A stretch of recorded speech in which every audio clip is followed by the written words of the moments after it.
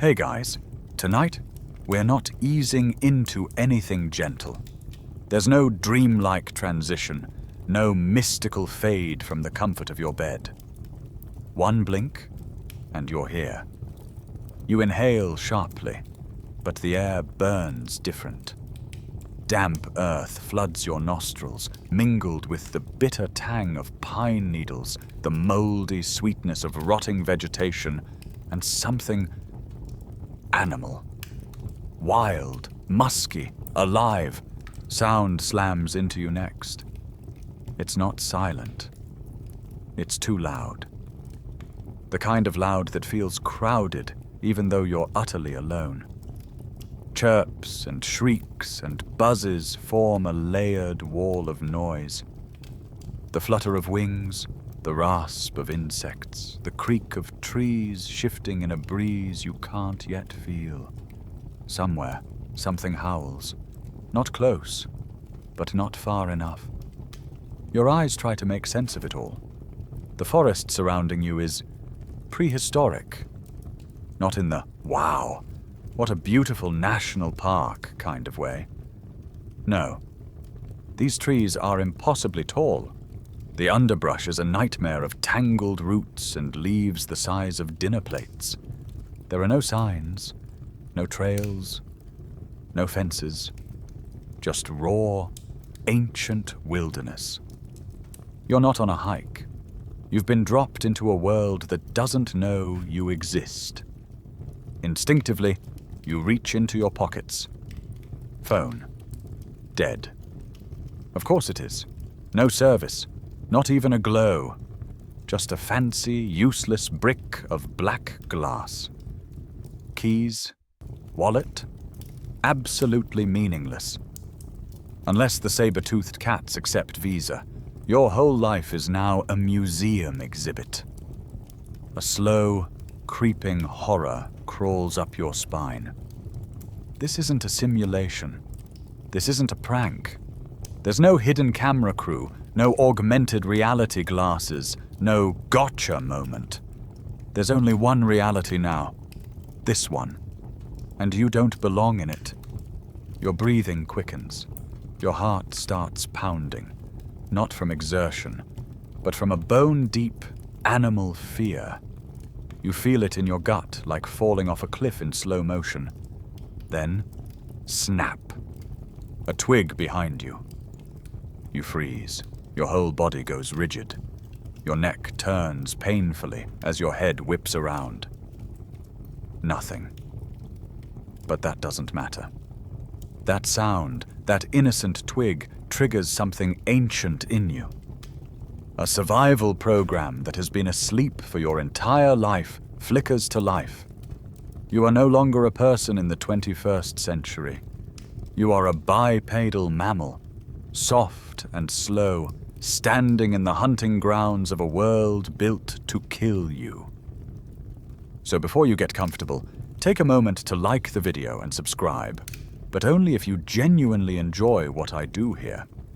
That small click sends a big signal to the algorithm that long-form, serious educational content still matters. And to me, it's an incredibly meaningful show of support. Thank you so much for helping keep this channel going strong. Let me know in the comments where you're listening from and what time it is right now. Now dim the lights, maybe turn on a fan for that soft background hum, and let's ease into tonight's journey together. You're not prey yet, but your body knows it's a very real possibility. And from this moment on, the rules have changed. The sound surrounds you, but now you start to notice something. Missing. Within the roar of bird song and buzzing insects, there's an absence. A silence where your modern brain expects something familiar. There's no distant rumble of traffic. No overhead airplane slicing the sky. No faint electric hum of power lines. It's not just quiet. It's wrong. Your ears search for a signal, any sign that civilization still exists. They find none. And that's when the silence becomes louder than the noise. You glance up, almost instinctively. No contrails, no blinking red lights, no power poles, no grid, just sky. A pale blue so vast and raw, it almost hurts to look at. That's when your mind starts to slip sideways. You think about your phone again, even though you know it's useless. You think about how you check it 100 times a day, not for emergencies, but for reassurance. The messages, the emails, the social feeds, they form a digital web that affirms your existence. Without them, the question creeps in. Do I still exist if no one can see me? It's not rhetorical anymore. Your job title? Useless here. Your follower count? Absurd. Your entire online persona, the curated highlight reel of your life, is just vapor now. You are stripped bare. No one knows you're here. No one is coming. You are just a body, soft and blinking, in a place that does not care. Panic wants to come back. But this time, it's different. It's not the sharp terror of being hunted. It's the crushing weight of irrelevance. You are no longer someone. You are something. A temporary heat source wandering through a food chain. You try to rally. Your brain, ever the overconfident problem solver, kicks into gear. Okay, focus. Step 1. Call for help. Nope. Try 2. Find a road. Flag someone down.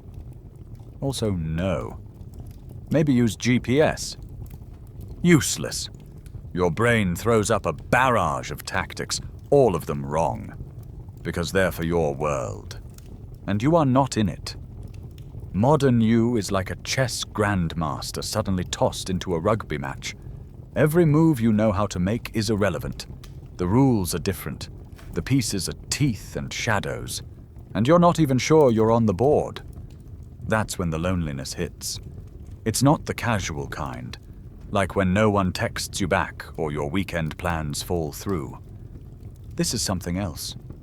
It's a sense of cosmic abandonment, a kind of primal isolation so deep that you feel yourself shrinking. You are one tiny mammal in an endless, uncaring forest. You are a mistake that landed here by accident, and your brain starts offering up memories, not helpful ones, just flashes of comfort. Your pillow, the smell of your shampoo, that hum your refrigerator makes when everything is calm at night. A favorite podcast, a warm drink, that blurry video of your dog sleeping upside down. And then, nothing. You drop onto a log, numb. There's a soft panic curling in your stomach again, but it's less fight or flight and more freeze and hope this isn't real. You don't cry. Not yet.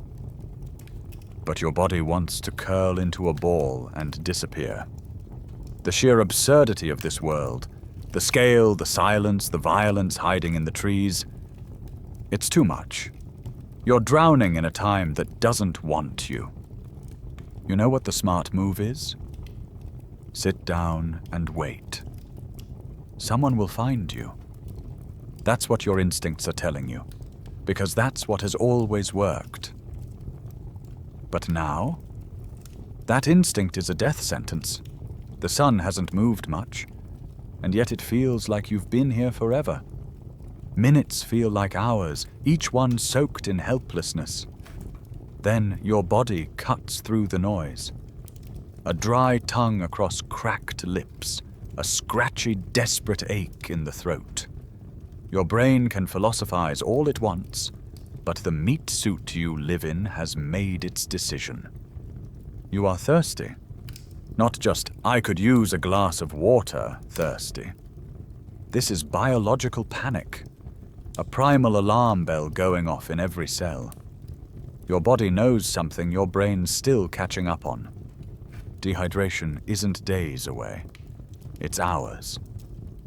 And suddenly, all those thoughts about identity and memory and purpose dissolve.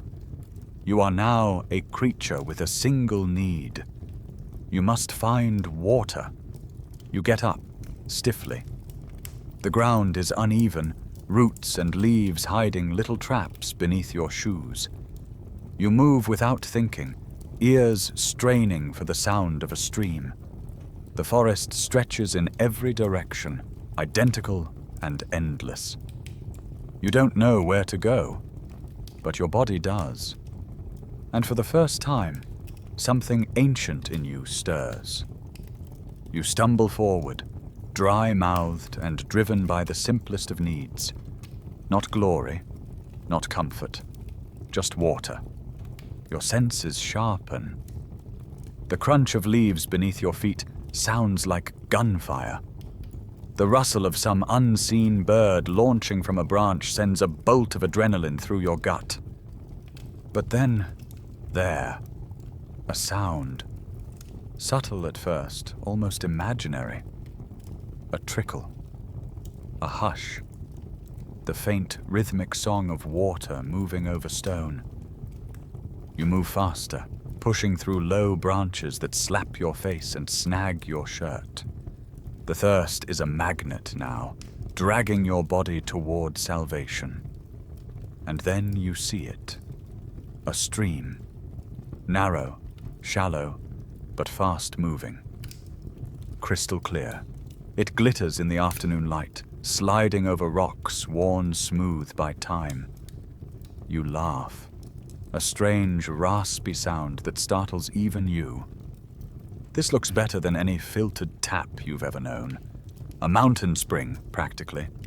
It feels like a reward. You drop to your knees at the edge and plunge your hands in. The water is icy and perfect. Without thinking, you cup it and bring it to your lips. It tastes like life. Clean.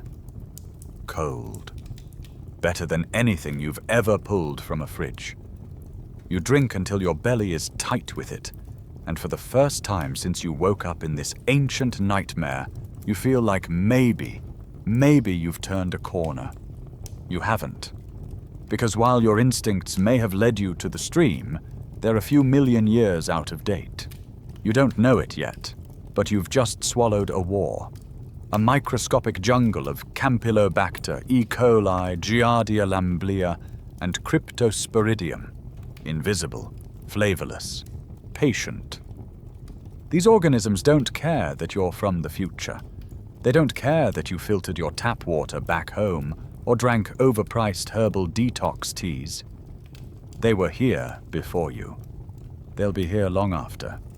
Giardia in particular is a charming little parasite often found in unfiltered water, even in pristine-looking streams. It hooks into the lining of your intestine and starts multiplying like it's trying to win a contest. Its symptoms?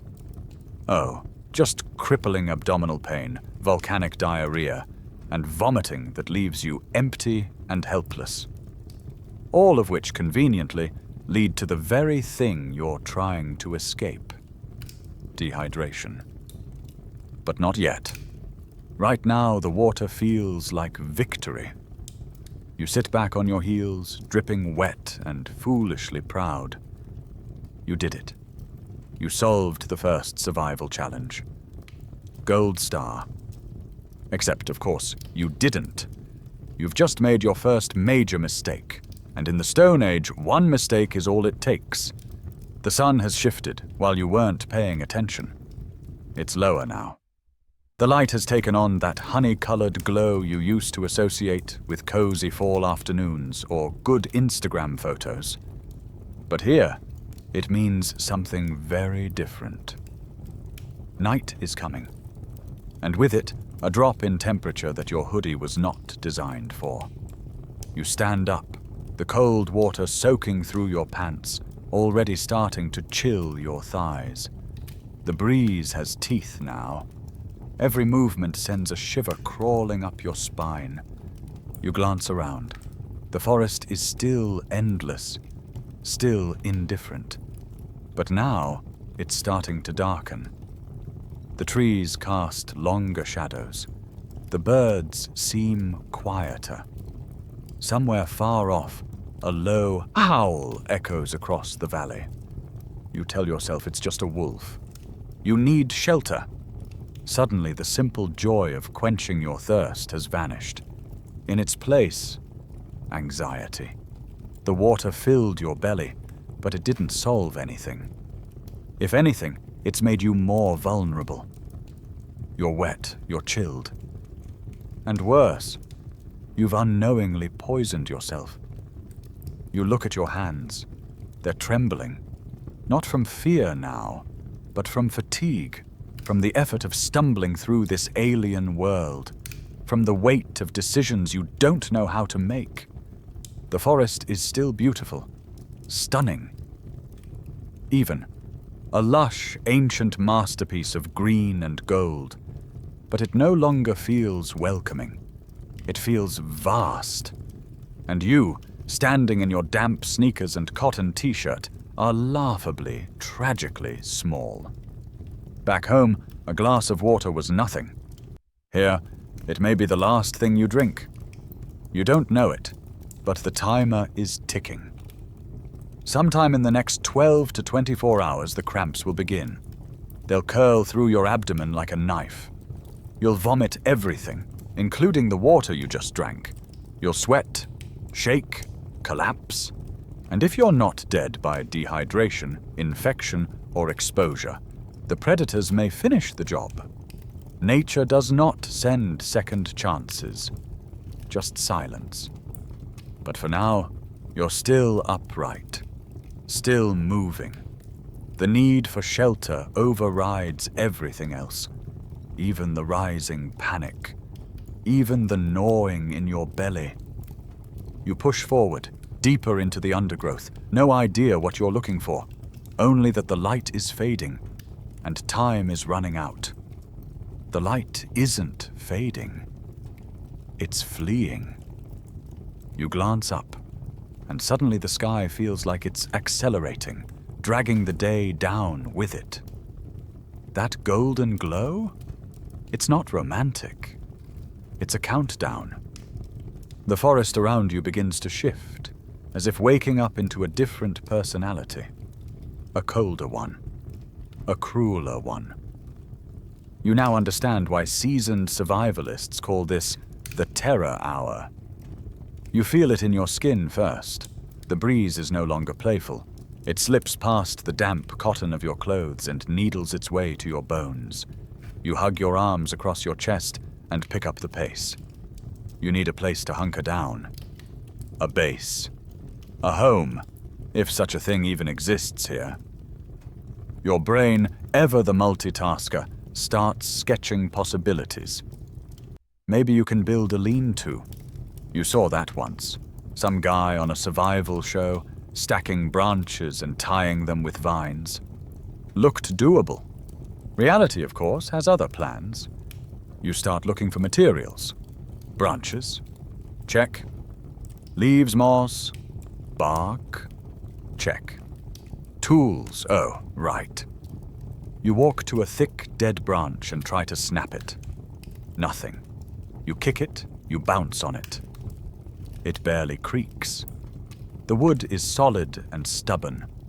You pick up a smaller stick and try to break it over your knee. It bounces back and smacks your thigh. You try another tactic, hauling a fallen log to use as a base beam. It's heavier than it looks. Your grip slips and you nearly fall backward. You're not strong enough.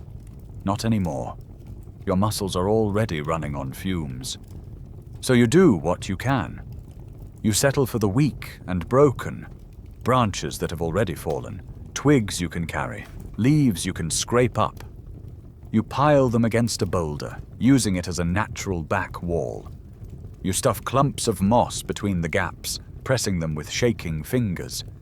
You try to believe it's working. It's not. This isn't a shelter. It's a pile of forest debris, vaguely shaped like a sick tent. It rattles in the breeze and shifts when you touch it. You step back, trying to convince yourself it's enough. It isn't. Let's talk about shelter like a survivalist would.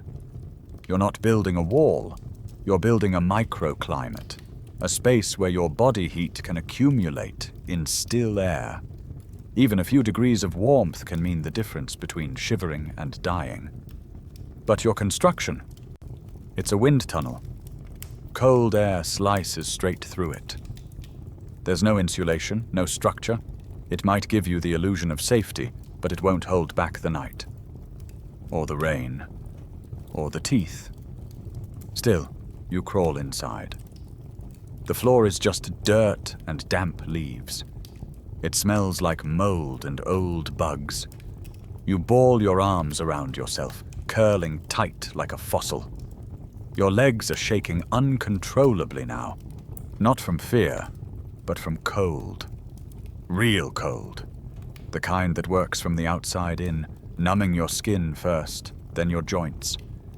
You start to think about fire. Not in the poetic campfire stories sense. No, fire becomes your new god. Your entire world now orbits one singular concept: heat. It's more than comfort. It's survival. And you don't have it. You close your eyes, just for a moment. Your mind conjures it effortlessly. A flickering blaze, warm and golden, drying your clothes and illuminating the shadows. You imagine stretching your hands toward the flame, the blissful hiss of steam as your wet sleeves evaporate. But when you open your eyes, there's nothing. Just gray light sinking into darkness. Your body aches. Your fingers are stiff. The breeze is no longer gentle. It's a warning. You shift inside your sorry excuse for shelter and realize something else. Something worse. You're not alone. You haven't seen anything. Haven't heard anything definite. But your brain doesn't need proof. It knows. Every instinct you didn't know you had is screaming it. Something is out there. You try to listen. Really listen. But the wind in the trees mimics whispers. The crack of a settling branch might be the weight of a predator. The hush of movement might be leaves or claws. You don't belong here. Everything about this place reminds you of that fact. Let's not forget, you're soaked. You're shaking. You're exhausted. You've just ingested contaminated water. And now you're lying inside a pile of damp twigs, pretending it's shelter, while things that evolved to own this darkness begin to stir. The question isn't if they'll come, it's when. And you know that if they do, this pile of sticks won't stop anything. Not a cave lion, not a dire wolf, not even a curious rodent. But before any of those creatures arrive, the darkness does. Like a slow flood, it washes over the trees, swallowing color and clarity. Your eyes struggle to adjust, but there's no light to help them. You're not slipping into night. You're plummeting. The forest is gone. Now it's just black. Darkness doesn't fall. It swallows. 1 second, you can still make out the jagged lines of your miserable stick shelter. The next, it vanishes. Everything vanishes. Even your hands, held just inches in front of your face, disappear into the ink. You have never known dark like this. There's no distant street lamp, no moon bouncing off skyscrapers, no glow from a phone screen, not even stars, just an oppressive, primal blackness. It presses against your eyeballs like velvet soaked in tar. Your pupils stretch wide, searching for anything. But there is nothing. You are blind now. The world flips. Sight, your dominant sense, has been ripped away. And in its absence, sound takes over. Not politely, not gently. It crashes in. Every crackle of leaves is amplified. Every creak of tree branches becomes a possible threat. Every gust of wind whispers like something alive. And suddenly, the forest is a different place. It is awake. You stay frozen, curled in your leaf-litter coffin, trying to be still, trying not to breathe too loudly. And then you hear it. A shuffle. Close. A dry skitter across bark. A rustle that isn't wind. A low grunt, maybe not close, but not far enough. Your breath catches, your heart slams like a drum against your ribs, your ears stretch, trying to separate danger from imagination. You remember hearing that humans are biologically afraid of the dark, that our ancestors evolved this fear because they were hunted at night. You used to think that was poetic. Now it's horrifyingly true. You don't know what's out there. And that's the point. It could be a bat. Or a bear. It could be nothing. Or it could be a set of yellow eyes watching you from the brush, waiting for the right moment to test the scent of your sweat. You try to calm yourself. You tell yourself the shelter is enough, that no predator will bother with you. But that thought is smoke in a hurricane. Because here's the reality. You are the only creature in this forest without a way to see in the dark, without claws, without fangs, without a home, without backup. You are, biologically speaking, a buffet. Let's say, just for a moment, it's nothing. No predator, no monster in the brush. Then explain the feeling. That unshakable, buzzing sensation crawling along your neck like static. The certainty, not suspicion, that you are being watched. That something is just out of reach, studying your breathing, your stillness. Not because it fears you, but because it doesn't. Psychologists call it hypervigilance, when your brain flips into permanent threat mode. But here, it's not paranoia. It's instinct finally doing its job after a lifetime of cushy dormancy. Your body has woken up, and it knows. There are no locked doors in the Stone Age, no flashlights, just flesh and fear, and cold. Let's not forget the cold. Your shivering now is full body, involuntary. Your jaw clenches and chatters. Muscles seize and release. You try to wrap your arms tighter around yourself, but your fingers are stiff, slow, and clumsy. This isn't just discomfort. This is hypothermia knocking, and you're not prepared. You need fire. You need it, not just for warmth, but for light, for protection, for the psychological barrier between you and the dark. Fire would be your defense, your friend, your only line between survival and surrender. But you don't have it. You have a pile of damp twigs. No lighter, no matches.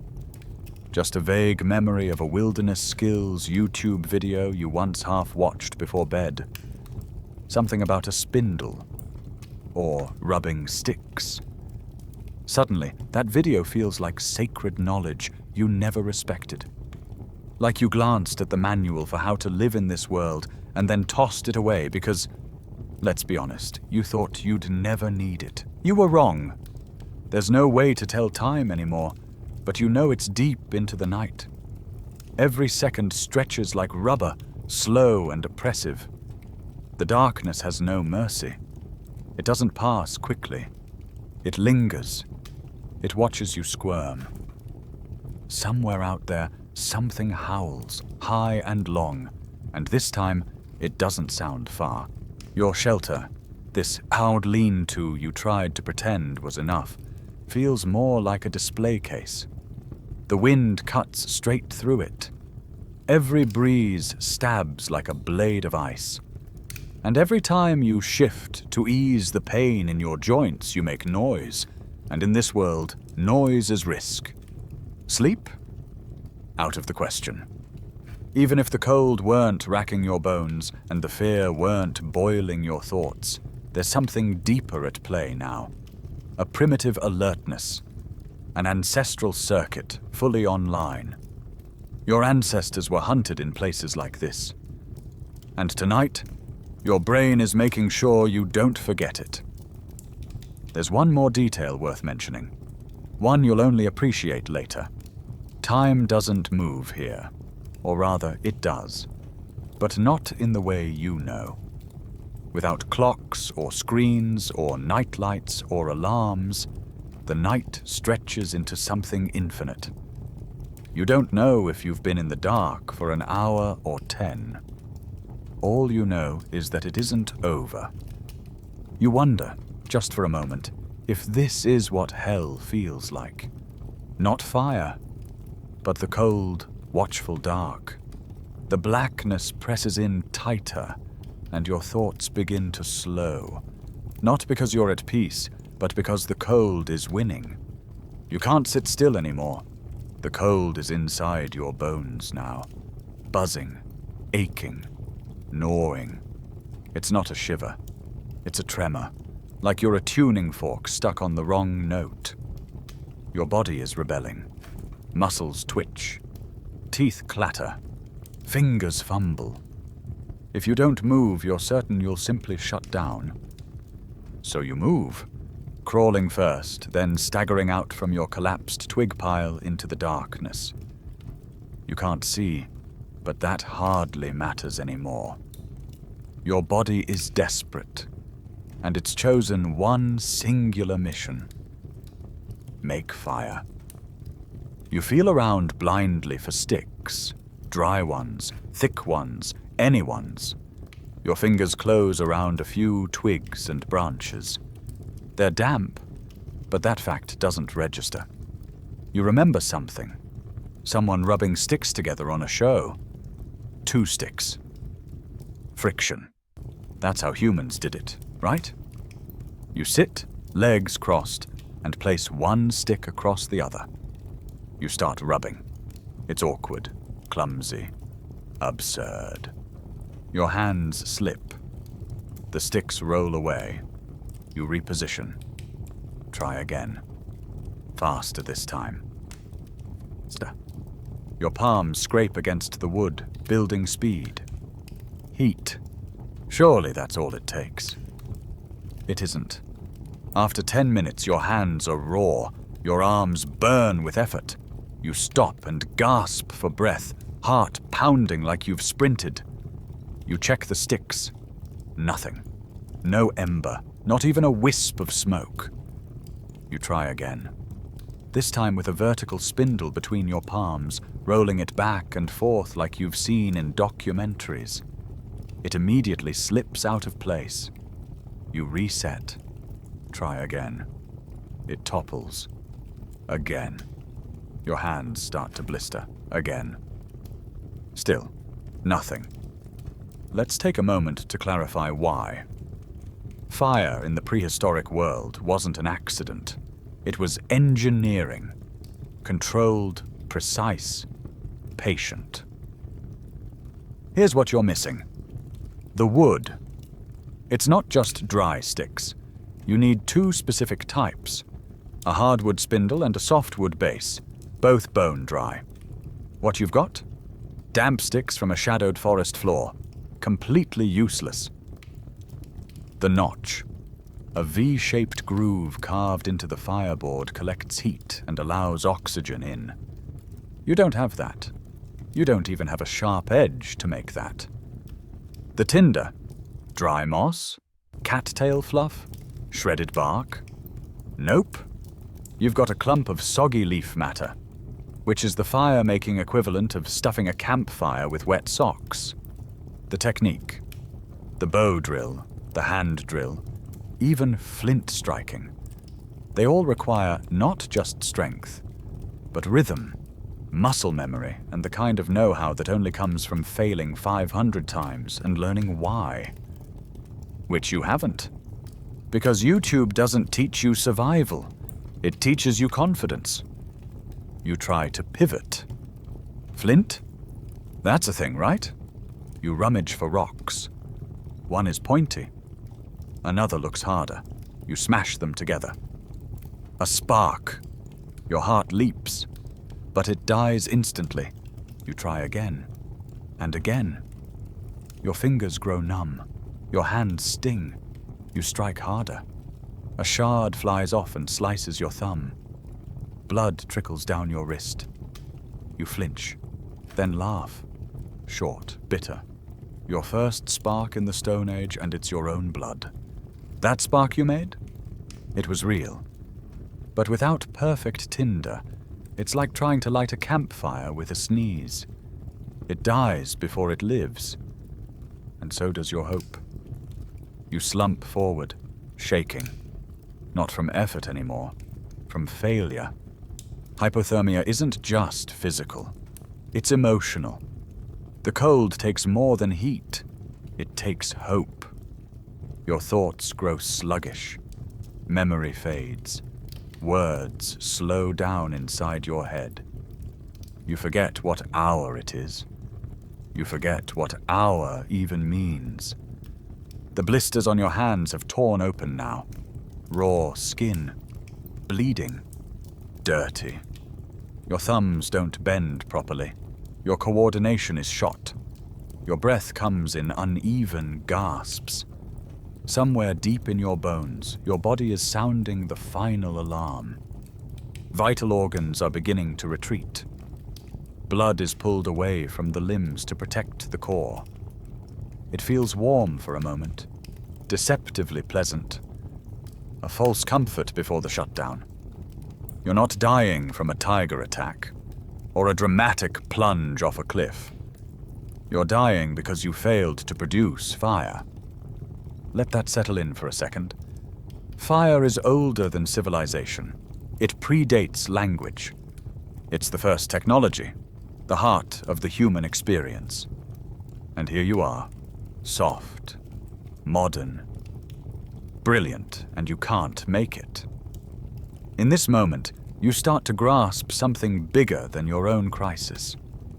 The reverence ancient humans had for fire wasn't poetic. It was earned. Hard-earned. When someone in the group learned to make it from scratch, they weren't just a craftsman. They were a magician, a shaman, a god. You are none of those things, and that realization hurts more than the blisters. You crawl back into your miserable shelter, if only to escape the wind. The effort is slow. Your body is heavy now, like it's being pulled downward by something deeper than gravity. Your thoughts drift like smoke. You have no fire, no warmth, no light, no tools, just open sores, freezing limbs, and a sky that refuses to shift. And yet part of you still believes the worst is over. It's not. The real consequences of this failure, the full cascade of what no fire means, are just beginning. No fire means no warmth.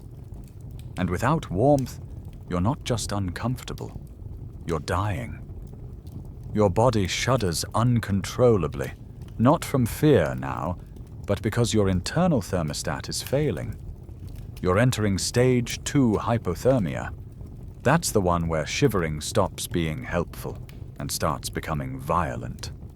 Where your jaw locks, your lips turn blue, and your speech, if you tried to speak, would come out slurred and slow. And after that? Well, stage 3 is when the shivering stops. Not because you're better, because your muscles can't spare the energy anymore. After that comes confusion, unconsciousness, and finally, stillness that never warms back up. But cold is just the first domino to fall. The second one? Light. Fire wasn't just for heat. It was a shield, a beacon, a warning sign that said to the shadows, I see you and I have power. It was the original flashlight, the original security system. Now you have nothing. The darkness, which already felt thick and cruel, now becomes emboldened. There is nothing to deter the things that stalk the forest at night. Predators don't just hate fire, they respect it. It tells them the humans who made it are dangerous, capable. You're just another blind mammal in the dark. But the third domino may be the cruelest of all. Water. Remember that stream you drank from? That beautiful, clear, icy ribbon winding through the trees? It wasn't clean. It just looked clean. Without fire, you couldn't boil it, couldn't kill the bacteria, the parasites, the things that now, even as you sit shivering in the dark, are beginning to multiply inside you. There's a war happening in your gut right now. Your immune system is trying to mount a defense, but it's outmatched and underfed. In the coming hours, your intestines will cramp. Your bowels will empty themselves in explosive protest. Your body will lose more water than it can afford, and when you try to drink again, it'll just speed the cycle up. You'll become a faucet, not a vessel. And that's how you'll die. Thirsty from drinking too much of the wrong thing. But we're still not done. Food. Fire is how you cook it. And cooking isn't just about taste. It's about safety. Raw meat, especially from wild animals, is a chemical minefield. Parasites. Bacteria. Tough, indigestible tissues. You couldn't even digest half of what a carnivore could chew through. And even if you could, you can't catch it in the first place. Even if by some miracle you were to kill an animal, maybe it trips, maybe it dies of fright at how clueless you look, you still couldn't eat it. Not without fire. The bacteria on that meat would go straight to your stomach. No barrier, no mercy. The Stone Age didn't come with a refrigerator. And then there's tools. Fire hardens wood. That's how prehistoric people turned simple sticks into weapons. You char the end of a spear, then scrape and shape it until it's deadly sharp. That tip, hardened by flame, can pierce hide, can fish, can matter, but not your sticks. Your sticks are soft, useless, just like your hands now, blistered and trembling. Without fire, everything else crumbles. You don't have a weapon. You don't have food. You don't have water that won't betray you. You don't have protection. You don't have light. You don't have heat. You are not in a survival situation. You are in a pre-death situation. And here's the part that hurts the most. Prehistoric humans knew all of this. Every single point on this list, they understood it. Not intellectually, but instinctively.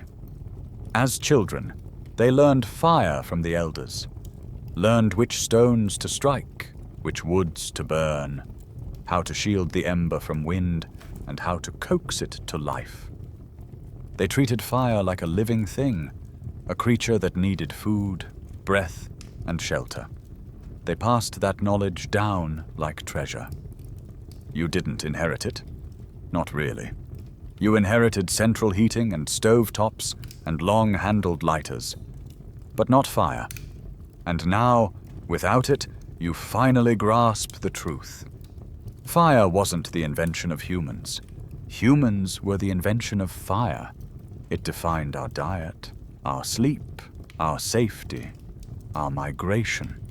It let us leap forward, gain control, create. Without it, we were just another scared primate huddling under a tree. With it, we became the authors of our own destiny. And without it now, you're not just cold, you're helpless. Your stomach twists in on itself. Hunger at last arrives. Not politely, not as a reminder, but as a demand. It claws at your gut like an animal trying to escape. You haven't eaten in over 16 hours. You've burned every reserve just trying to stay alive. And your body is not pleased. You roll to your side, the dirt cold and sharp under your hip. You imagine a meal: bread, pasta, a burger. Even a granola bar would feel like a feast. Instead, the forest offers you nothing but roots you can't identify and berries that might be poison. You close your eyes, thinking it'll help. It doesn't. All you can see is a tiny flicker of flame, not real, but imagined. Your brain is trying to offer you comfort. But comfort doesn't burn hot enough to survive the night. You breathe in. You're still alive. But only just. Your stomach has officially joined the rebellion. It isn't just growling anymore. It's clawing, folding in on itself, twisting with empty rage. Hunger has stopped being a distant discomfort. It's become a presence, something with teeth, something that whines and bites and fills your chest with a wild, frantic urgency. You need food, now. At first light, if you can call the grey, filtered sunrise that barely slips through the trees light, you force yourself upright. You ache all over. Your joints are stiff. Your lips are cracked. Your throat still burns, despite the parasite-laced stream water sloshing in your gut. But none of that matters. You have one mission: eat something. You stumble forward, eyes half closed, body running on fumes. The forest isn't beautiful anymore. It's not majestic. It's a taunting, unmarked buffet. Berries here, mushrooms there, leaves of all shapes and sizes, trees bearing fruit, maybe, nuts scattered across the forest floor like a cruel joke.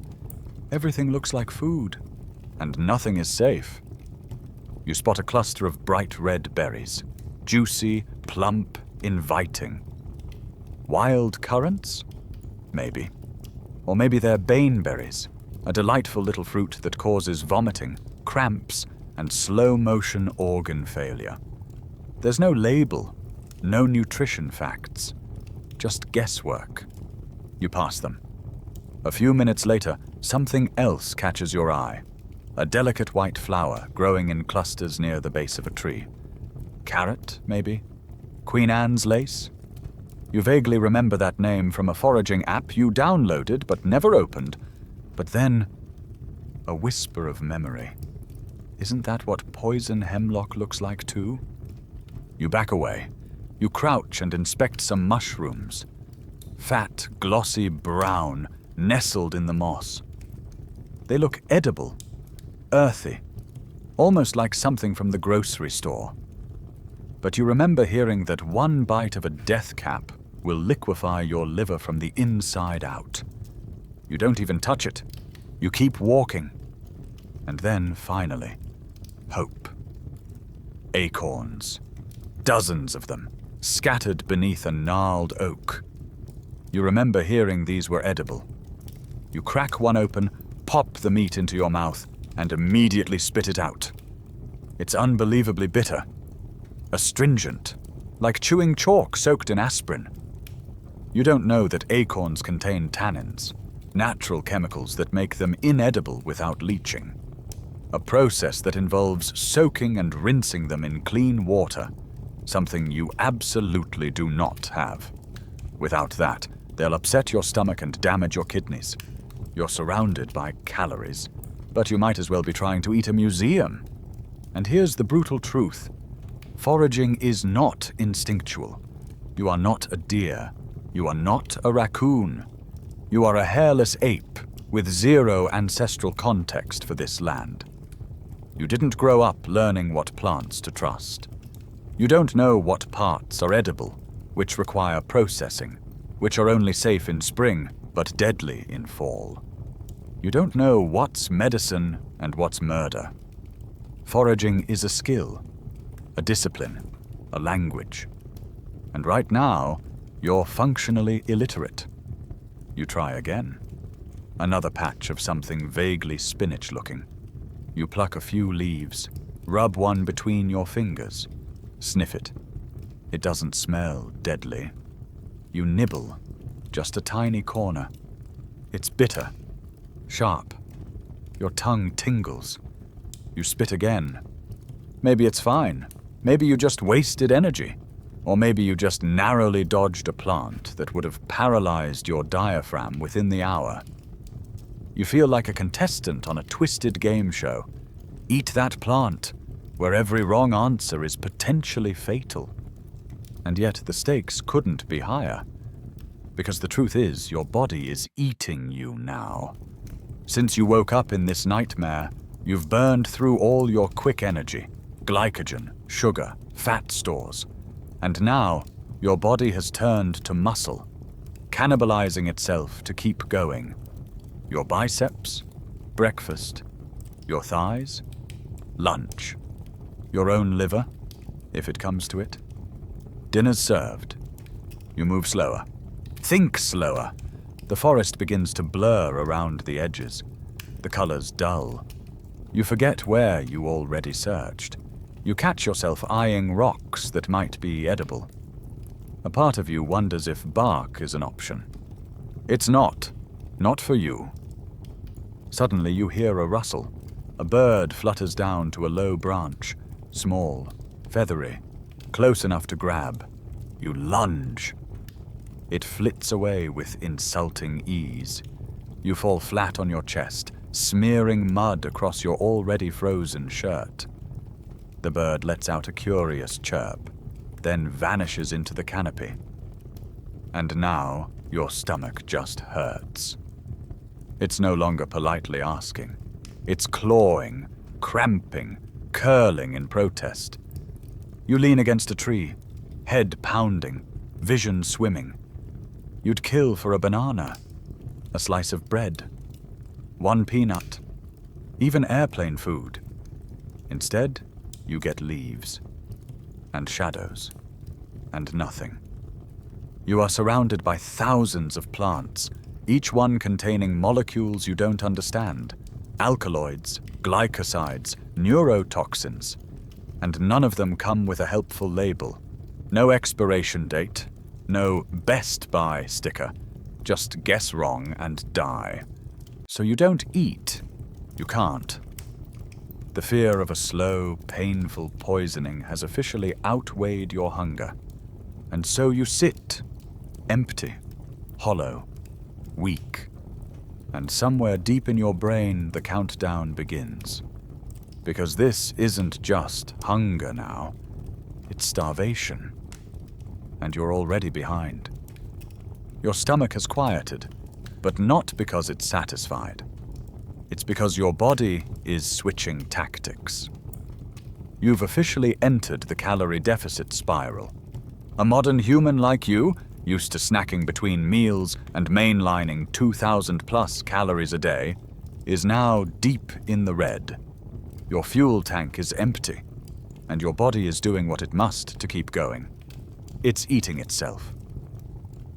The first thing to go? Glycogen. That was yesterday. Gone.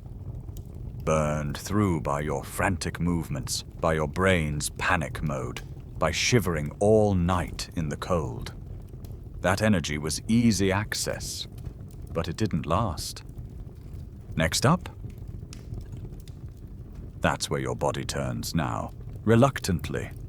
Your metabolism tries to break down stored fat for fuel, but even that isn't quick. It's slow, and it's messy. Your brain, which usually lives on glucose, is now running on fumes and scraps. You feel it. You've been feeling it. The dizziness when you stand, the weird tunnel vision, the growing inability to focus on anything for more than a few seconds, the way you keep losing track of where you were going, what you were doing, what you were thinking about. It's not laziness. It's biochemical failure. And then, because your fat stores aren't enough, not at this pace, not with this cold and stress, your body starts harvesting from your muscles. Quietly, methodically.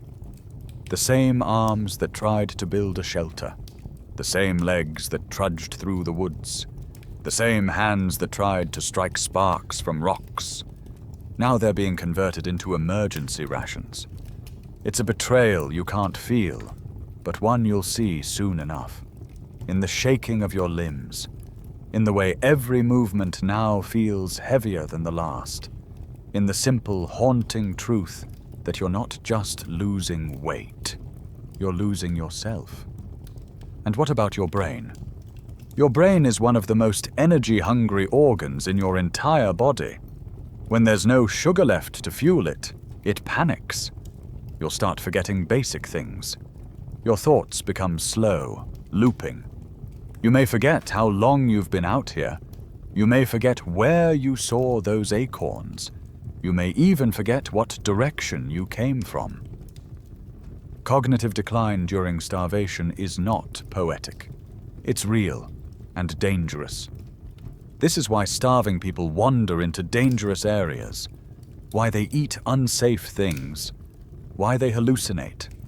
Hunger isn't just a physical condition, it's neurological sabotage. And let's talk about your body now. It's unsteady. Your gait is weird. You trip over things you'd normally avoid. You stumble and catch yourself against a tree, but the bark scrapes your arm more than it should. Your balance is off. Your reflexes are gone. You're turning into a puppet. A soft, staggering puppet whose strings are being cut one at a time.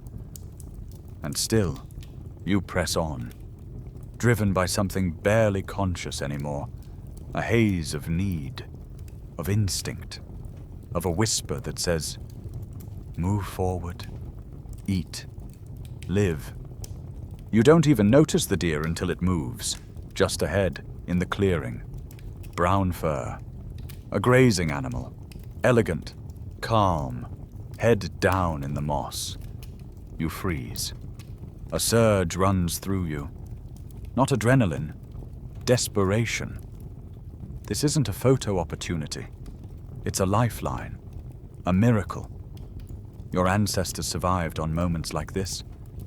You step forward quietly, stupidly. A twig snaps underfoot. The deer lifts its head. You lock eyes, and for a heartbeat, you think, maybe it will let me close. It doesn't. It bolts, effortlessly, like gravity doesn't apply to it.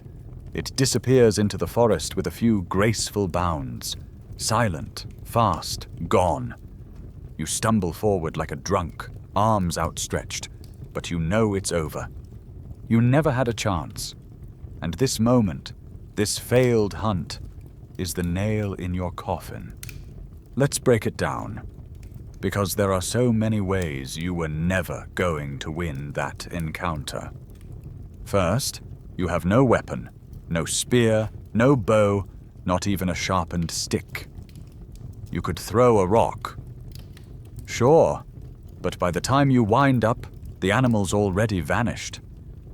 Second, you have no strategy. You didn't consider the wind. You didn't crouch. You didn't plan a path of approach. You snapped a twig like a rookie. Third, you can't track. You don't know where the deer went. You don't even really know where you are anymore. The subtle signs, hoof prints, bent grass, broken twigs, mean nothing to you. And fourth, and worst, you are too weak. Even if you had chased it, you wouldn't have lasted more than 30 seconds. Your legs are rubber. Your heart pounds too fast.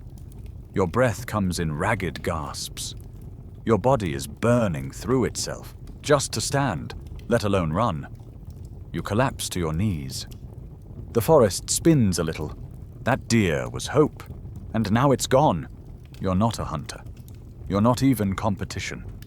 You're a bystander, a dying bystander in a world that doesn't pause for you. You lower your head and feel the rough bark of a tree against your cheek. It feels cold and real and ancient.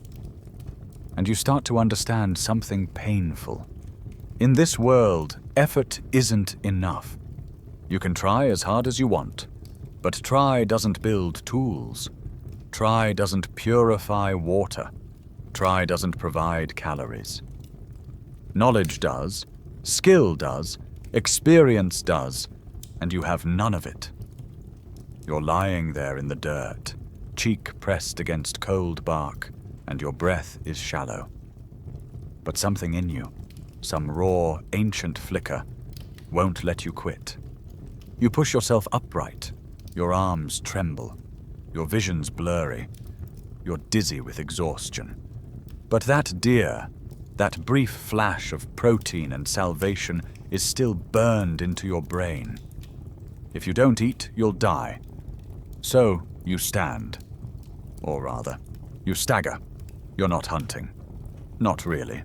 You're stumbling forward in the vague direction the deer disappeared, driven more by instinct than strategy. And then a thought occurs. What if you catch it? What would you do? You look at your hands. No knife, no rope, no spear. You could maybe hit it with a rock, if it just stood there and let you. But it won't, and you know that. Still, you spot a stick. A long one. Maybe if you sharpen it, but no fire, and no blade. You rub the end against a rock, but the friction is pitiful. It takes 5 minutes just to scrape off the bark. It doesn't look deadly. It looks like a broom handle. Still, it's something. You hold it like a weapon, like you might fool the next deer into thinking you believe it could work. Let's talk about hunting. Real hunting, the kind our ancestors did, wasn't just chucking sticks at animals and hoping for the best. It was an art, a science, a culture. There's stealth, learning to walk silently over brittle twigs and dead leaves, keeping downwind so your scent doesn't betray you, staying motionless for hours if needed. Then there's tracking, reading the faintest disturbances in the ground, a bent blade of grass, a broken twig angled just so, the smell of dung still fresh, the distance between hoof prints that tells you the animal was walking or running. You have none of this. You can't even tell which direction is north, let alone how fast a deer was moving. And then there's the truly elite skill. Persistence hunting. This was a thing. Some anthropologists believe early humans, lacking speed or strength, hunted by endurance. We'd track an animal for miles, chasing it during the hottest part of the day. Our prey would sprint and rest, eventually overheating and collapsing. Meanwhile, humans, masters of sweating and long-distance pacing, kept moving. It was the slowest, most brutal form of triumph. Not strength, not cunning, just refusal to stop. But you're not built for that. You jog maybe 20 feet before your legs start to wobble. Your lungs burn. Your vision narrows. You slow down. Then stop. Then bend over, wheezing. You're not a persistence hunter. You're barely a persistent stander. Let's assume for a moment you did catch that deer. Somehow. Maybe it tripped. Maybe it just had an existential crisis and surrendered. What then? Could you skin it? No. Could you butcher it? No. Could you even lift it? Absolutely not. You'd stare at this miraculous pile of meat and muscle, and it would rot before you figured out where to start. You have no blade, no knowledge of anatomy, no fire to cook it, no way to preserve the meat, no way to ward off scavengers. You wouldn't be a hunter, you'd be bait. So you stop. You collapse against a tree. And you laugh. It's short, rasping, humorless. You're a modern human who thought survival was about grit, about effort, about trying really hard and pushing through. But out here, effort without knowledge is just movement. You don't know the calls of birds, can't tell a warning chirp from a mating song. You don't know the rustle of a squirrel versus the stalk of a predator. You don't know which trails lead to water and which lead to dents. You are in a world that speaks in signals, and you are illiterate. Your ancestors weren't. They weren't superhuman. They were just trained. From birth, they watched their parents hunt, watched their elders carve, played with miniature spears the way you played with Legos. By the time they were 10, they had already seen what meat looked like on the inside. By the time they were 20, they could run a deer to exhaustion and feed a tribe. By the time they were 30, they could make fire, cure leather, build traps, tan hides, nurse injuries, memorize star maps. They didn't learn survival. They lived it. You?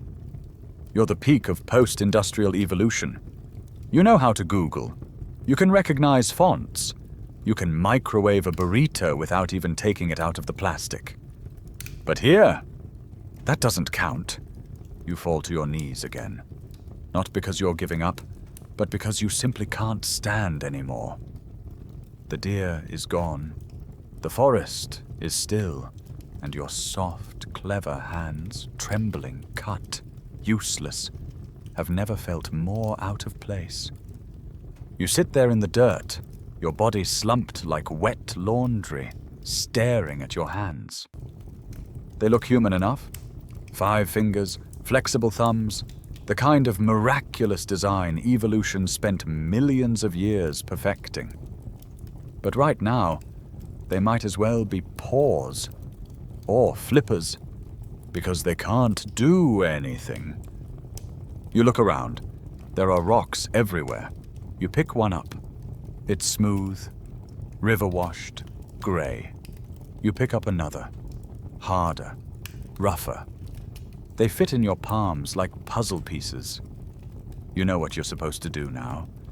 You've seen it 1,000 times in documentaries, textbooks, museum exhibits. Make a tool, just one sharp edge, just one chip off the block. That's all. That's where it started, right? The Oldowan flakes, the Acheulean hand axes, the dawn of human ingenuity. You lift the rocks and smash them together. They bounce, they scrape. One slips from your hand and lands on your foot. You hiss in pain. You try again. This time, one rock shatters into a useless crumble. Dust and disappointment. You swap them out for different ones and try again, over and over. Still nothing. Your palms are raw. Your grip is clumsy. Your arm aches. You want to scream. Because somewhere, buried beneath the frustration, is the terrible realization. You thought this would be easy. You thought, on some level, that intelligence alone would be enough. But here's the thing. Stone tools are not brute force. They are precision engineering. Let's break it down. Material selection. Not every rock works. You need conchoidal fracturing stones, flint, chert, obsidian. Stones that break clean, not crumble. But you don't know how to recognize them. Hammerstone. The tool used to shape the other stone isn't random either. It must be harder than the core, round enough to fit the hand, heavy enough to chip, but not shatter. Platform preparation. The spot where you strike the stone, the platform, must be shaped and angled just right. Too steep? It glances off. Too shallow. It crushes. There's geometry in every blow. The Hertzian cone. That's the secret. When you strike a stone correctly, force travels in a cone-shaped wave, breaking off a flake with a razor-sharp edge. It's physics. Elegant, repeatable physics. And your flailing arms have none of it. Eventually, by dumb luck more than design, you hit a rock just right. A shard flakes off, jagged and glinting. You stare at it. It worked. You smile. Then, without thinking, you reach to pick it up and slice your palm wide open. The blood comes immediately, a hot, slick ribbon down your wrist. It pulses with each heartbeat. You gasp, press your shirt against the cut, but your shirt is filthy and wet and covered in forest grime. Now you have an open wound in a world without band-aids, antibiotics, or clean water. You don't even have fire to sterilize anything. The forest floor is a bacterial soup. Congratulations. You've made a Stone Age tool, and your first act was stabbing yourself with it. You sit down hard, clutching your hand, watching the blood soak through cotton. It stings. It throbs.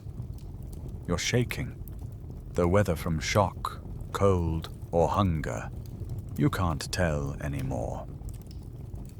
The truth is too cruel to look at directly, but it's there, hovering just behind your thoughts. You are not the first to fail at this, but you might be one of the last to be shocked by it. The humans who first shaped stone into tools didn't do it in a vacuum. They had teachers. They had years. They had trial and error, and when they failed, someone corrected them. Someone passed them a better rock. Someone showed them how to strike at just the right angle. Someone explained the difference between useful and dangerous. You have none of that.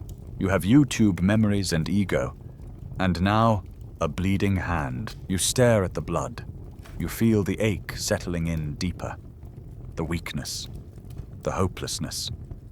This was supposed to be a win. A comeback moment. But it's just another reminder. Your tools are knowledge, not muscles, not willpower, knowledge. And you've been separated from the chain of it. The chain that connected early humans to each other. That passed skills down like sacred gifts. That allowed a species that should have been prey to rise to the top of the food chain. You missed all of it. Now, holding your hand tightly, trying to slow the bleeding, you glance up and freeze. The forest has gone silent. Dead silent. The birds, the insects, even the wind through the leaves. It's all stopped. And that kind of silence? That isn't peaceful. It's warning. Something is moving nearby. Something that's changed the entire atmosphere. You don't see it. Not yet. But your body knows before your brain does. Your skin goes cold. Your breath catches. You are being watched. And suddenly, your little rock shard, your bleeding hand, your aching legs, all of it becomes irrelevant. Because in this world, you are not alone. The silence doesn't whisper. It roars. It's the kind of silence that rings in your ears, that presses on your chest like weight, that turns every hair on your neck into a warning antenna. You stay frozen, hand throbbing, breath shallow.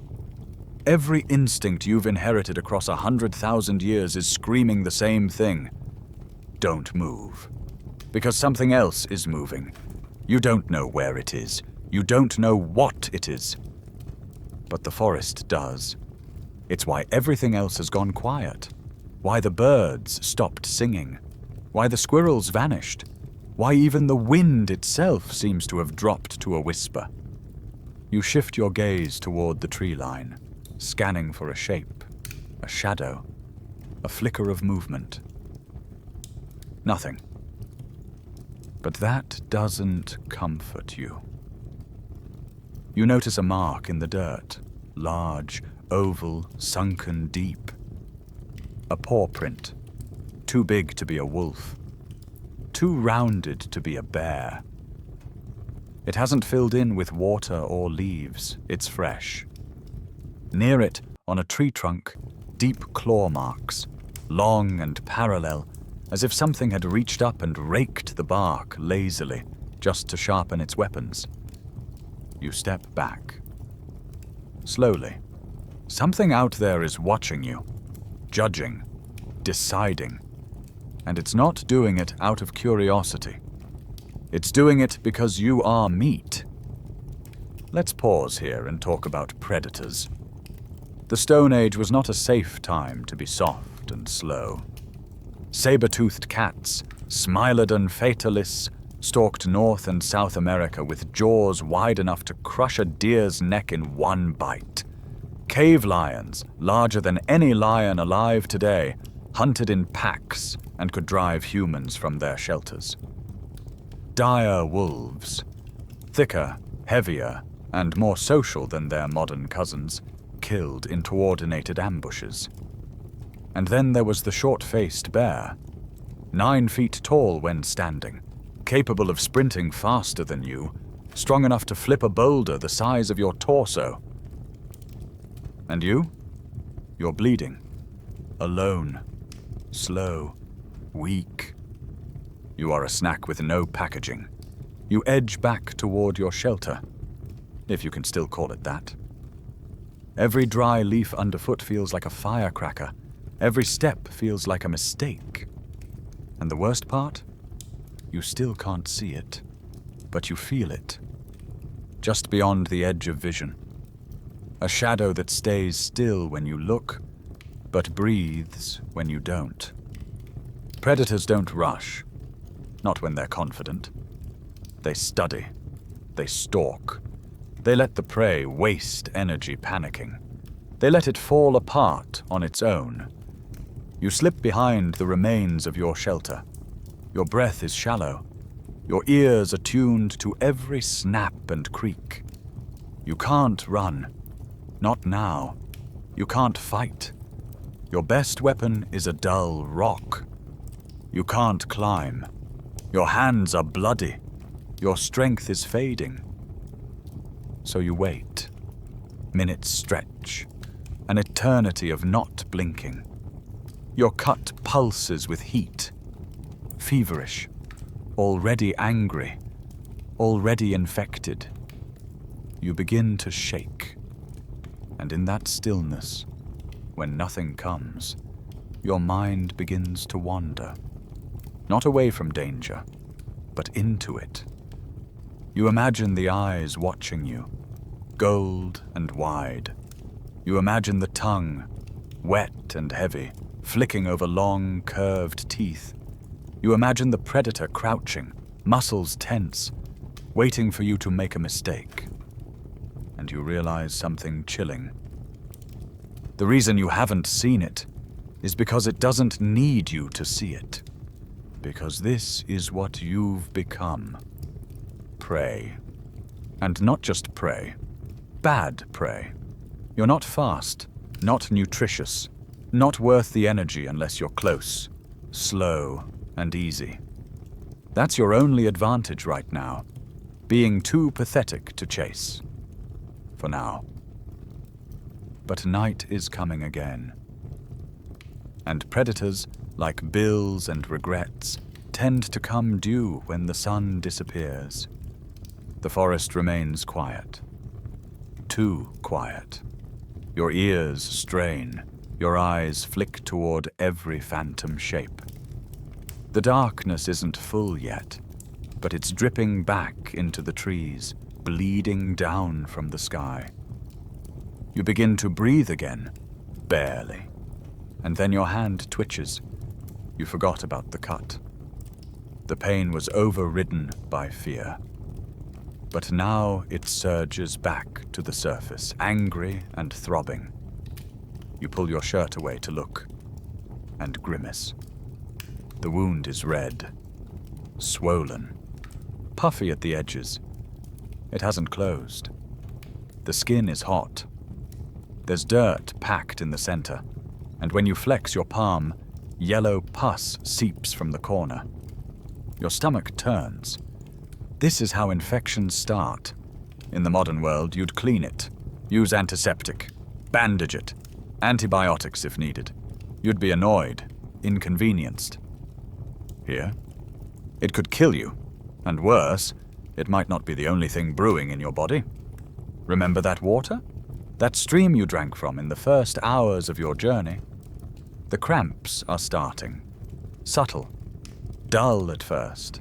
Then sharp. A twinge through your lower abdomen that makes your whole posture shift. Your gut is no longer a gut. It's a battlefield. Between the wound and the water, your body has become a Trojan horse of its own destruction. You're not just trying to survive predators anymore. You're fighting a war on the inside. And that predator?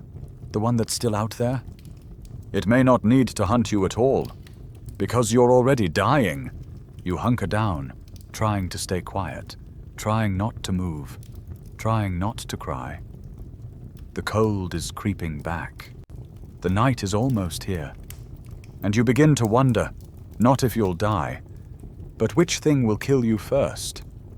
The pain in your hand is constant now. Hot, throbbing, alive. The kind of pain that doesn't just hurt. It warns. The kind that speaks in pulses. This is bad. This is bad. This is bad.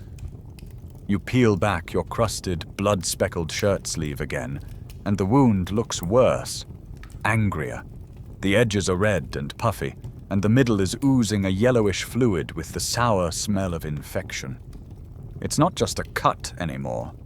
It's a liability. You drag yourself to the stream again, hands trembling, and rinse it. The cold water stings like fire, but not in a clean, healing way. It feels like an open invitation to more bacteria. You splash again anyway, desperate. Here's the problem. You're not just fighting the cold, hunger, and predators now. You're fighting a billion invisible enemies. Let's talk biology.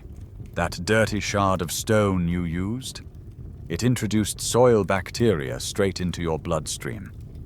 Staphylococcus aureus, Streptococcus pyogenes, and Clostridium perfringens. The kinds of bugs that, in the modern world, would be killed by soap and triple antibiotic ointment. Out here, they're multiplying. Fast. This is how it begins. Redness and swelling. Already there. Pus? Check. Heat and throbbing? Constant. Soon, the wound will spread angry red lines up your arm. Lymphangitis. That's the highway to your bloodstream. Once bacteria reach your blood, it's sepsis. And sepsis, untreated, doesn't just kill. It melts you from the inside out. Fever, organ failure, death. You think you can fight this? With what? You have no antiseptic, no alcohol, not even clean cloth. The best you can do is press moss into it and hope you chose a non-toxic species, or hold the wound closed and whisper apologies to your immune system. But it's not just the cut. There's more. So much more. That chipped tooth? You forgot about it until now, but when you bit into that acorn, you felt a crack. At the time, it was just annoying. Now it pulses with every heartbeat. The nerve is exposed. Cold air stabs into it. You try not to breathe through your mouth. Your jaw aches. Your head pounds. And deep beneath the gum line, bacteria are setting up a second front. An abscess. These can kill you too. They can spread through the neck, into the brain, cut off your airway. All from one cracked molar. And your hands. Those sad, blistered hands. The ones that tried to make fire, failed, and tore open. The skin is peeling, cracked, raw. Every scrape from a branch, every bump against stone has become an open portal for infection. You are covered in cuts, and there's nothing to treat them with. You are, for the first time, truly aware of how incomplete you are without your toolkit of modern conveniences. You never thought of hand sanitizer as armor. But now you'd trade your phone, your keys, your wallet, everything for a single alcohol wipe. And still it gets worse. The cramps in your abdomen have turned sharp. Intermittent stabs, twisting and then retreating. You double over involuntarily. A wave of nausea hits. You swallow again. Your stomach is turning against you. Remember that clear stream you drank from? It wasn't clean. It was a time bomb. And now it's ticking louder. Giardia lamblia, Cryptosporidium, E. coli. They don't make dramatic entrances. They wait, multiply, and then they wreck you. Symptoms start with cramps, then diarrhea, then vomiting, then dehydration. You lose more fluids than you can replace, and you have no way to clean more water. You feel the pressure building inside. Your body is rejecting everything. But there's nothing to reject. You haven't eaten anything, so when you vomit, it's dry heaves and bile. You fall to your knees. You retch. Nothing comes. And that's worse, because your body is trying to expel something it can't. You're dehydrated, but your gut is filled with poison. You want to drink to ease the cramps, but the only source of water is the same one that made you sick. It's a cycle, a trap, and it's closing in. You curl up again near what's left of your shelter. Fever has set in. You can feel it. Your skin is hot to the touch, but you're still shivering. Your body is confused, fighting wars on too many fronts. The wound, the gut, the tooth, the cold, the hunger, the fear. You are a collapsing empire of biological systems, and the barbarians are already inside the gates. And in all of this, the forest still doesn't care. It hums along, birds chirp again, squirrels skitter by, the sun drifts west. Nature, it turns out, has no preference between success and failure, between life and death. The only thing that cares is you. And even that's fading. Your thoughts blur at the edges. You drift in and out. You wonder if it's night again, or just your eyes closing. The pain is still there, but it's gone strange, distant, abstract. This is how you know you're in trouble. You don't feel urgency anymore. You feel floaty, light. And that's when the sky changes. A wind picks up. Fast, cold, sudden. The temperature drops. And within minutes, the trees begin to sway. Leaves hiss. Thunder rumbles. You look up through the branches. And you realize a storm is coming. The first raindrop hits your cheek like a slap. It's cold. Colder than anything you've felt since arriving here. And it slides down your fever-warmed skin like a warning. Then another. And another. The forest exhales as the wind surges through it, bending branches and stirring leaves in great, moaning waves. Then the sky splits open. Rain crashes down with a violence that feels personal, not the gentle patter of a spring shower. This is prehistoric weather, raw, brutal, and full of contempt. Within seconds, you are soaked through. Your shelter, if you can even still call it that, doesn't stand a chance. The water punches through the moss, collapses the leaf piles, and turns your carefully arranged twigs into mush. You scramble beneath the boulder's lip for some cover, but it's no use. The rain comes sideways, wind-driven and icy. It finds you. And just like that, the little body heat you had left is gone. This is the next phase of hypothermia, where it stops being about cold and starts being about shutdown. Your core temperature is dropping fast. Shivering gives way to clumsiness. You fumble with your shirt, trying to wring it out, but your fingers barely respond. You feel disconnected from your own limbs. Your jaw is clenched, your speech reduced to low, meaningless groans. You are not weathering the storm. You are losing to it. Let's talk about exposure. In the modern world, if it rains, you go inside. You towel off. You crank the heat. Worst case, you catch a cold. Here. Rain is a predator. It doesn't bite or roar. It just removes warmth faster than your body can create it. Add wind, and the effect doubles. Wet skin plus moving air equals exponential heat loss. And you, already calorie-depleted, immune-compromised, and sleep-starved, are the perfect target. You try to huddle under your arms, curling tight against the boulder, but the water is pooling beneath you, soaking the ground. Your knees, your elbows, everything is pressed against cold, wet earth. There is no escape. And as the storm howls above, you make a decision. You have to move. Staying here means death. You don't know how you know that, but you do. It's like your body has stopped trusting your brain. It's calling the shots now. You rise slowly, stiffly, pain in every joint.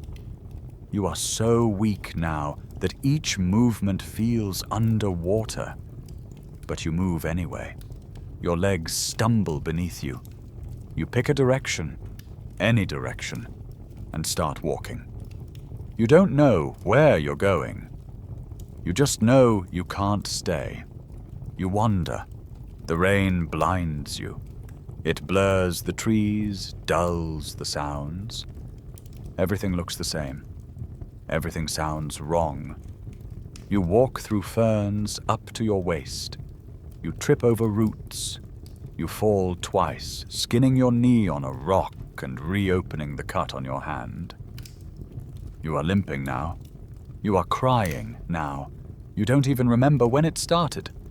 And then the rain starts to ease. It doesn't stop. Not yet. But it softens. The wind dies. The forest exhales again, this time gentler, as if mocking your survival. You are shaking, soaked, half delirious, and utterly lost. And that's when the next fear settles in. You have no idea where you are. Let's be honest, you were never oriented. You didn't come in with a compass, a map, or a strategy. But now you've been walking in random directions for hours. And in a forest this dense, full of repeating patterns and endless green, you could be 10 feet from shelter or 10 miles, and never know. You try to retrace your steps, but everything looks the same. There's no trail, no landmarks, no helpful blaze marks on trees or worn paths. Just rock, root, tree, bush, repeat. You are officially, fully, and terrifyingly lost. And not lost in a city lost. Not, oh no, where did I park lost. This is existential lost, dangerous lost. Because you might walk in circles forever. You might pass water and food and shelter without seeing them. You might be heading toward a cliff, or a predator's den, or nothing. The forest doesn't offer clarity, it offers only indifference. You look up, thinking maybe the sun can help. But the storm left the sky a dull sheet of grey, no shadows, no direction. You don't know which way is east. You don't know what time it is. You don't even really know how long you've been out here. Hours? Days? You press your palm against a tree to steady yourself, and your arm trembles with effort. The fever has taken root now. You are burning up inside and freezing outside. Your body is confused, your mind foggy. You forget for a moment why you're even walking. And that's when it happens. A sound. Not an animal. Not a rustle. Not thunder. Laughter. You freeze. It's faint. Distant. But unmistakable. Human laughter. Voices. You hear them. You blink, unsure if it's real. You lean forward, ears straining. The rain drips from the leaves above. The forest hums. And then you hear it again. Laughter. A high voice. A reply. Crackling. Something like a fire. People. Your heart lurches. You cry out, weak, cracked, barely audible, but you move, stumbling, desperate, through the trees. You push through brambles, trip on roots, follow the sound like a lifeline, and then you see it. Them. A clearing. A fire. People. Half a dozen figures gathered around the flame, wrapped in furs, talking, laughing, passing food, children, adults. Their skin is darkened by sun and smoke. Their eyes are sharp. Their hands are busy. They are real. You fall to your knees, gasping, laughing, crying. Relief floods you so fast it makes you dizzy. You're saved. A voice breaks inside you. I'm not alone. You raise a hand, trembling. You try to speak. But before you can, they turn. And everything changes. They see you. The laughter stops instantly. 6 pairs of eyes lock onto you. Some narrow with suspicion, others widen in surprise. One figure, a man with a thick jaw, fur draped over his shoulder, and a stone blade in hand, stands first. Then another, and another. In perfect silence, they rise from the fire like shadows pulled from the ground. No one rushes toward you. No one calls out in greeting. Instead, they grip their spears tighter. The child nearest the fire is ushered backward. A woman steps in front of her, stone-pointed knife held low but firm. It's not aggression. It's calculation. A swift communal assessment of risk. And you are the risk. You try to speak.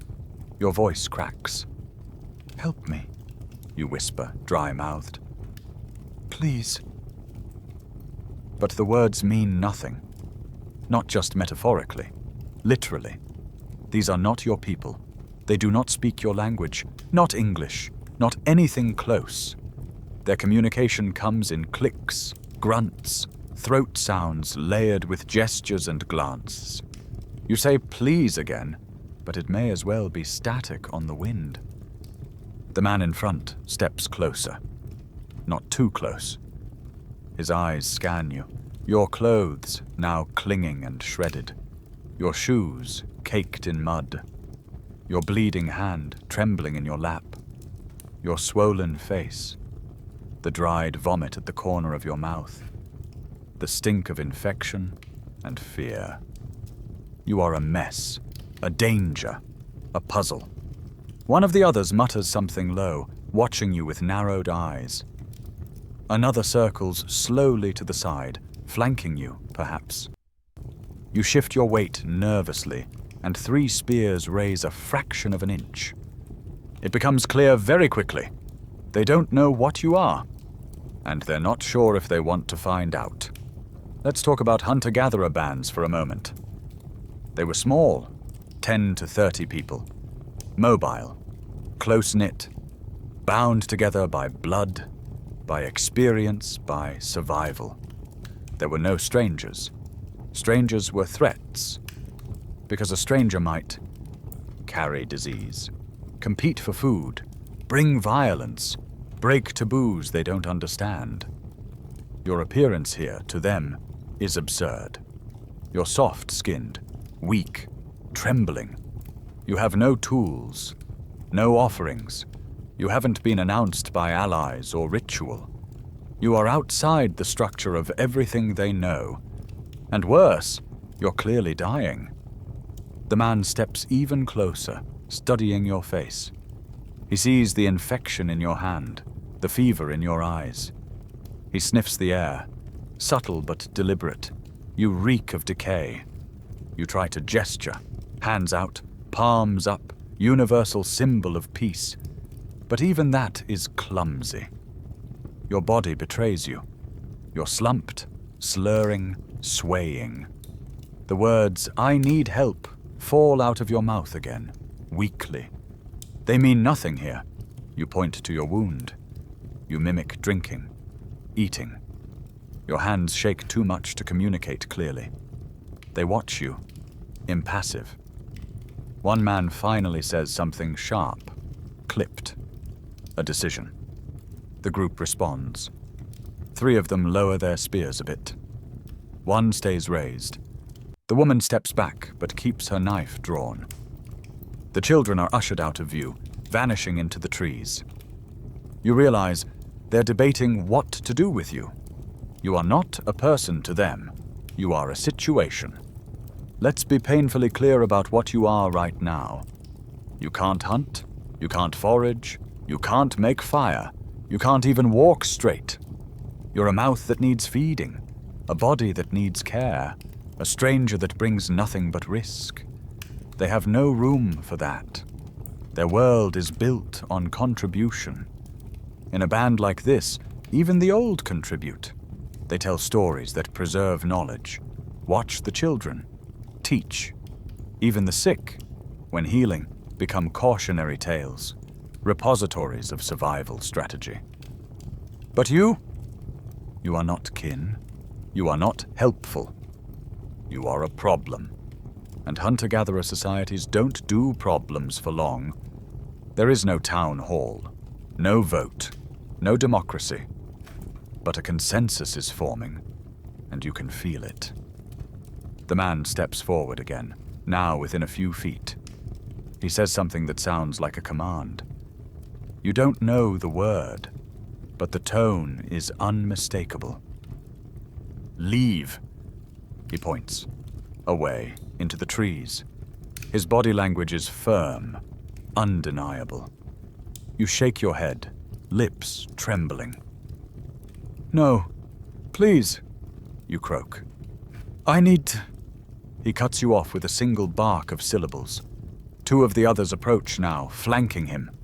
One of them jabs his spear, not at you, but past you, toward the direction he wants you to go.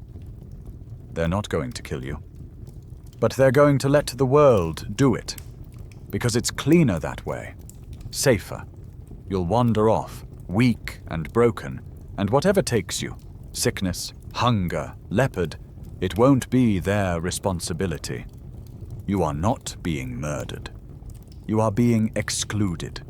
And in hunter-gatherer society, that is often the same thing. You want to scream. You want to fall on your knees and beg. You want to explain everything. Who you are, where you came from, what went wrong. But there's no vocabulary big enough to bridge the gap. So instead, you just cry. Softly. Quietly. Because you know. The worst kind of death isn't by predator or plague. It's being cast out by other humans. The last remaining firelight dances in their eyes as you back away, slowly, unsteadily. They watch until you disappear into the brush, then turn back to the warmth, the food, the tribe. And you vanish into the dark. Alone. Again. You're back in the forest now. Not as a traveler, not as a survivor, as an exile. You stumble, limbs trembling, the fever in your head buzzing like a wasp trapped under glass. You've been rejected, not with malice, not with cruelty, but with cold, pragmatic silence. You are a liability, a soft threat to a hard world. And worst of all, you understand. It was the right call. You can't help them hunt, can't forage, can't carve or stitch or lift. You're a hollow, quivering mass of needs. You consume, you drain, you slow the pack. You are a useless mouth. You try to sit against a tree, but your legs give out before you reach it. You fall into the dirt, half mud, half leaves. The shock doesn't even hurt anymore. You're too far gone. So you lie there and think. Because your body's failing, but your mind has a few flickers left. You think about what they saw when they looked at you. Your clothes, sagging, soaked, foreign. Thin cotton, useless against cold or teeth or thorns. Not animal hide, not fur-lined, not stitched from tendons and sewn with needles carved from bone. Just dyed fabric that might as well have been paper. Your skin, pale, sunburnt, blistered. No calluses, no scars of a life spent working wood, shaping stone, walking barefoot across miles of sharp terrain. Your hands, smooth, soft, now shredded, covered in wounds that tell a story. This person tried to live here and failed. No precision in your cuts, no fire scars on your knuckles, no strength left in your grip. Your body, malnourished, undermuscled, trembling. Your posture hunched, your eyes dull. You didn't approach like a hunter. You stumbled like prey. And the objects on you, keys, a phone, maybe a bit of plastic, a metal zipper. They had no context for any of it, no utility, no magic, no sign that you were anything but broken. To them, you were not a miracle from the future. You were just a stranger from nowhere. And that, in the Stone Age, is a death sentence. Because out here, the tribe is everything. Your ancestors, real flesh and blood humans, survived this world because they were not alone. Because they worked as a group. Because each person held a role, passed on knowledge, shared in the risk. No one lived in isolation. No one wandered solo by choice. To be alone was to be dying slowly. And they knew it. That's why the rejection hurts more than the cold. Because for one moment, just a moment, you saw people, fire, language, safety, a chance, and it was taken. Or maybe not taken. Maybe it was never yours to begin with. Maybe you thought being human meant having a big brain and clever tools. But here's what you've learned. Being human means knowing how to build together, to share burdens, to divide tasks, to teach, observe, listen. You don't survive in this world because you're smart or brave or lucky. You survive because you belong. And you don't. Not here. You close your eyes. You've stopped shivering.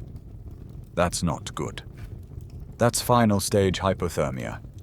Your skin feels warm now, weirdly warm. You know that's bad, too. It's the blood vessels dilating one last time, giving you a false sense of heat just before the end. You start imagining things. Flashes from home. Your bed. The hum of your refrigerator. The way your socks felt when they were fresh out of the dryer. A street light on your ceiling at night. Your dog's tail thumping against the floor. You think about all the tools you never learned to use, all the skills you never needed, all the ancestors who did learn, and lived, and passed it forward. You think about how far you've fallen from them. And yet, they're the reason you exist. They survived long enough to pass their genes to you. And all you had to do was open TikTok. Your body settles. The wind picks up again. The trees sway above you, uncaring. You hear something move in the brush nearby. You don't look. Don't need to. Whether it's a predator, a scavenger, or just the wind, it doesn't matter anymore. You've already been consumed, not by claws or hunger, but by the distance between you and what made you human. You're lying still now, not out of choice. Your muscles are no longer responding. Your limbs feel distant, floaty, like they belong to someone else. You breathe, but it's shallow. Your skin is warm, but the kind of warmth that comes just before hypothermia gives way to silence. And yet, in this final hour, somehow, you're awake. You are aware in a way you haven't been since the moment you arrived. Not frantic, not panicked, not even afraid. Just clear, because your mind isn't on you anymore. It's on them, the people around that fire, the tribe, the ones who didn't speak your language but knew everything you didn't, who could spark flame from wood, who knew the difference between food and poison by touch, by scent, by memory passed down through generations. You remember how they moved, balanced, efficient, sure, their eyes sharp, their clothes perfectly fitted to the world around them. Their spears weren't just weapons, they were extensions of understanding. They didn't survive here by accident. They belonged here. And now, in your final moments, you see what you couldn't before. It was never about raw strength, not about being bigger or braver or faster. You were none of those things. But neither were they. At least, not always. They didn't survive because they were superhuman.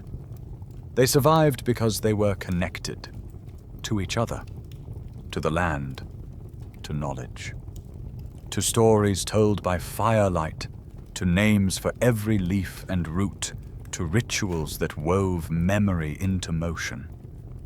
They were part of a living library, one that stretched back unbroken for thousands of years. You had access to all the world's information, but no way to apply it. No muscle memory, no muscle period. Your cleverness, useless without the long line of voices behind it. You thought you came from the future, but now you see it. They are the future, or rather they were. Before steel, before machines, before cities devoured the sky, before the chain of inheritance got too long and the links began to rust. You failed here not because you weren't strong enough, but because you were alone. And that, more than anything, is the fatal flaw of the modern mind. Believing the individual is the end of the story, not just a single chapter in a collective ancient saga. As the darkness folds over you, you imagine their fire again. You see the man reshaping a blade with practiced hands, the woman weaving sinew into thread, the child listening, wide-eyed, absorbing everything. You were never meant to survive alone. None of us were. And now, at the edge of consciousness, that truth settles in your chest like the final beat of a drum. They weren't just surviving. They were thriving, and you were merely visiting. As your eyes drift closed, your final thoughts are not of fear or cold or failure. They're of awe. Awe for the humans who came before. The real ones, the ones who knew how to take stone and fire and turn them into forever. And your last breath isn't a gasp. It's a whisper. Thank you. Now let go. Let your thoughts grow quiet. The danger is behind you. The struggle, too. The storm has passed. The air is still. No more fear. No more effort. Just the soft hush of wind through trees.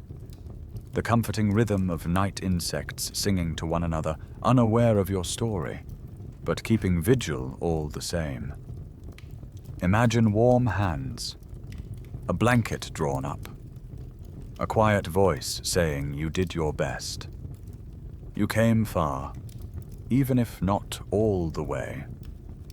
Sleep now, not in panic, not in pain, but in reverence for those who walked the earth barefoot before you ever took your first step. Close your eyes and rest. Sweet dreams.